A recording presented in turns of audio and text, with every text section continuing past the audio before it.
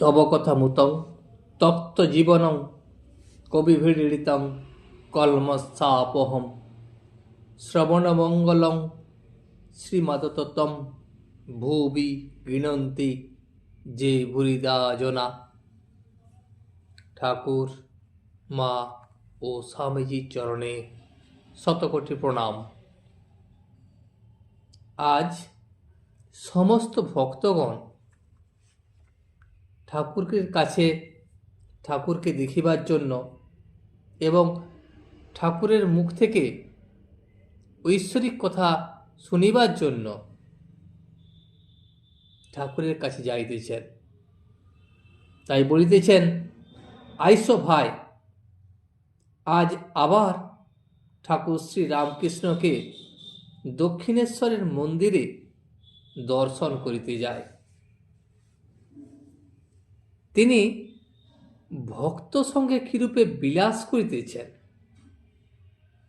ঈশ্বরের ভাবে তিনি সর্বদা কিরূপে সমাধিস্থ আছেন, আমরা তাই দেখিব। কখনো তিনি সমাধিস্থ, আবার কখনো কীর্তনানন্দে মাতোয়ারা, আবার কখনো কখনো প্রকৃত লোকের ন্যায় ভক্তের সহিত কথা কহিতেছেন। আমরা আজ তাই দেখিব। তার শ্রীমুখে ঈশ্বর কথা বই আর কিছুই নাই। তার মন সর্বদা অন্তর্মুখ, আর ব্যবহার তা ঠিক পঞ্চম বর্ষীয় বালকের ন্যায়। তার প্রতিটি নিঃশ্বাসের সহিত মায়ের নাম করিতেছেন, একেবারে অভিমান শূন্য। তার পঞ্চম বর্ষীয় বালকের ন্যায় ব্যবহার। পঞ্চম বর্ষীয় বালক যেমন বিষয়ে আসক্তি শূন্য, সে সদানন্দ, সরল ও উদার প্রকৃতির হয়। এক কথা যে ঈশ্বর সত্য আর সমস্ত অনিত্য, সে এই কথাই সবসময় বলে চলে। সে ঈশ্বর বই আর কিছু জানে না। 2 দিনের জন্য যা কিছু অনিত্য, তা 2 দিনের জন্য। চলো সেই প্রেমোন্মত্ত বালককে আমরা দেখিতে যাই। তিনি মহাযোগী। অনন্ত সাগরের তীরে তিনি একাকী বিচরণ করিতেছেন। সেই অনন্ত সচ্চিদানন্দ সাগর মধ্যে তিনি কি যেন দেখিতেছেন, আর তাই দেখিয়া প্রেমে উন্মত্ত হইয়া বেড়াইতেছেন। আজ চৈত্র মাসের শুক্ল প্রতিপদ তিথি, রবিবার। গতকাল শনিবার অমাবস্যাতে ঠাকুর বলরামের বাড়িতে গিয়াছিলেন। কাল ছিল অমাবস্যা। নিবিড় আঁধার মধ্যে একাকী মহাকালী। তিনি মহাকালের সহিত রমণ করিতেছেন। তাই ঠাকুর অমাবস্যাতে আর স্থির থাকিতে পারেন না। তাই বালকের মতো অবস্থা।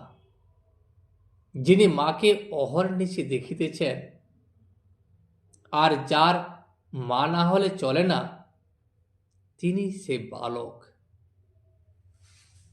আজ রবিবার 8 এপ্রিল 1883 খ্রিস্টাব্দ, 26শে চৈত্র, প্রাতকাল। এই যে ঠাকুর বালকের ন্যায় বসিয়া আছেন, তার কাছে একটি ছোকরা ভক্ত বসিয়া আছে। তার নাম হলো রাখাল।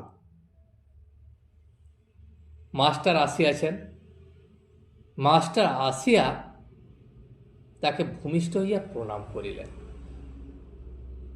সেখানে ঠাকুরের ভ্রাতুষ্পুত্র রামলালও আছেন।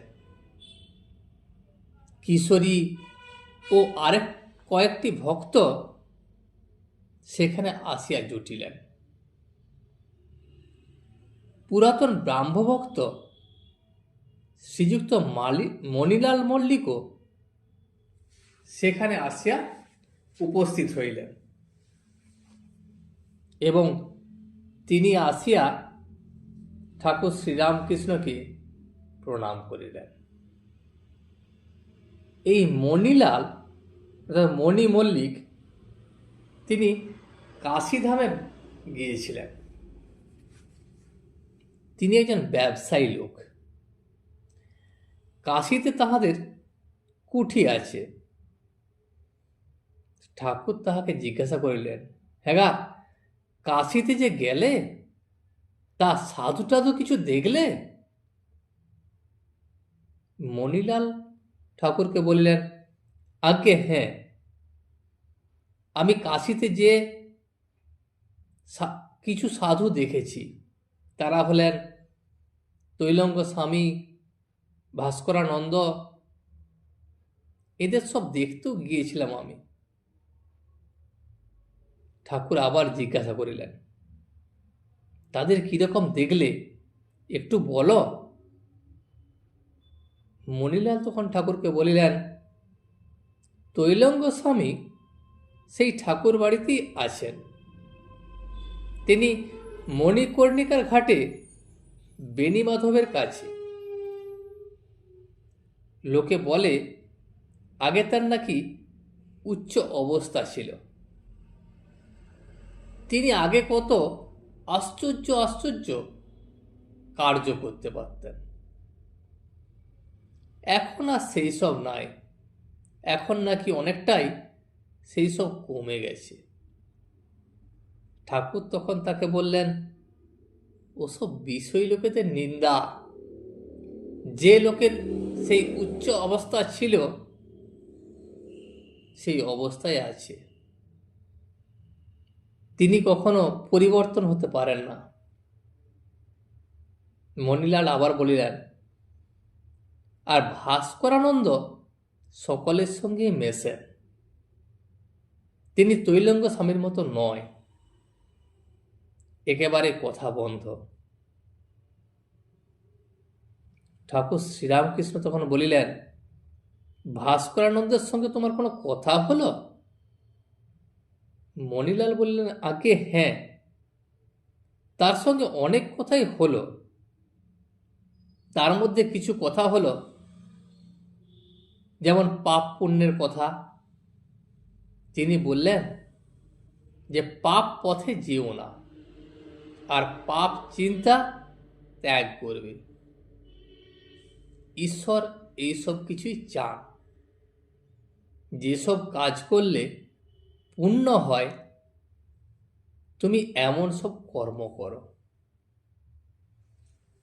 ঠাকুর শ্রীরামকৃষ্ণ তখন বললেন, হ্যাঁ, ও একরকম আছে, ও ঐহিকদের জন্য।